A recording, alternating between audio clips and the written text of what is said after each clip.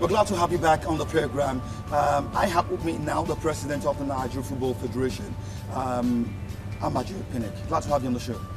Thank you very much for having me. Well, 2017, in all perspective, was a huge success for Nigerian football. Particularly the World Cup qualification, which was the opium, that was the biggest. I mean, looking back at 2017, what will be your highlights for the year? Yeah, well, we just give thanks to God, because we prayed and worked very hard towards achieving what we set out to achieve. We took some major risk because if you don't venture, you won't know whether you succeed. One of the things that we did, which was, I always say it, when people say, how did you, were we to achieve this, we look at what I term the facilitating factors and the predisposing factors in achieving this dream. What are the predisposing factors? These are factors that borders in boardroom. For example, the politics of the game. We're grouped with Nigeria, Algeria, Cameroon, and Zambia, all AFCON winners. True. And of the 4 teams, 3 of these teams were in the last World Cup. So it was going to be turbulent. And in terms of the politics of the game, we were ranked very low. If you look at Algeria, you look at Rao. If you look at Cameroon, of course, you look at Ayatu. If you look at Zambia, you look at Kalisha Boya. If you look at, I'm just calling all the names. Nigeria, where? Big None. names in African football. All these guys were members of the CAF Executive Committee. So if you look at all these things, people do not know where we decided to say, okay, the first step was for me to get into the CAF Executive Committee. So in case any politics will impede our way to Russia, we should be able to stand and say, no, football should be played properly. Football, it should be fair and fair. And neutral. And neutral. And that was the gospel that we must go there and preach. But if you are not there, how will you preach such gospel? So that was the first thing that we did. And say, okay.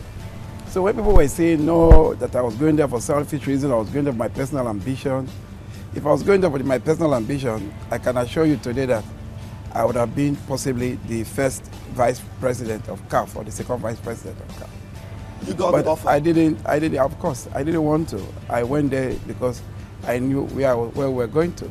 And that was what we did, So it's rather unfortunate that people will just look at us and say that we're going there because we didn't have a proper motive for going there.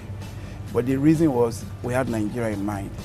The reason that we needed to do what we did to ensure that Nigeria qualified. So that was one of the predisposing factors, which means Nigeria must qualify. After having taken that off, what are the other factors? Factors that has to do with, 1, remuneration and entitlements and allowances to the players. Now we sat with the Honorable Minister, we sat with the government and made them to see the reasons why Nigeria must qualify. We didn't need to convince them. They were convinced, and they also knew that this was the other way. There was no other way other than to give us the support in spite of paucity of funds in government, which I believe they did, and which we are very, very thankful and very grateful about. And that was the other thing. So in the course of all the matches, you didn't hear that. Players were being old, and all those stuff. In the case, we look at also the quality of hospitality. What do I mean hospitality? Camping, travels, everything. So you didn't hear that they were held up in the airport and they used one old aircraft, blah, blah, blah. So to me, we were very excited about all those things. And when all those things were done, we now resorted to faith. And what's faith? Prayers. So we have to pray, because even if you get everything right, and if you don't pray, some of the things that you think you've gotten right can start going the other way. So prayer forestals all those things. And so some of the factors that we did in ensuring that we qualify from such a very, very, in fact, it's been rated as the toughest group in history of football qualification anywhere in the world. I'm telling you.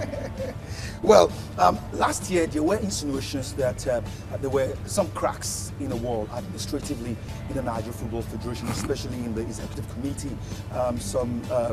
There were talks about lack of cohesion at the echelon. How did you manage all that?